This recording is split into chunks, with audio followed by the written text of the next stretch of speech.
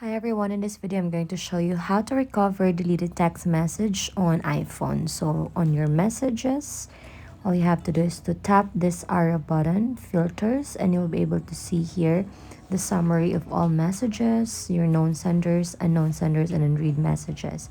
Now under it, tap recently deleted, and you'll be able to see here all the deleted messages that you have.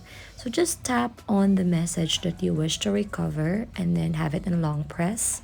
Then you can tap recover if you wish to recover and delete if you wish to delete. You also have options to tap on the bottom part of your phone. So tap recover and then tap recover message. Now that message will appear on your main messages.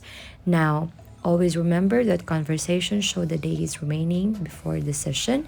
Now, after the time, messages will be permanently deleted and this will take up to 40 days. So that's pretty easy and simple. If you find this informative and helpful, don't forget to give us a like and subscribe for more videos to come. Thanks for watching.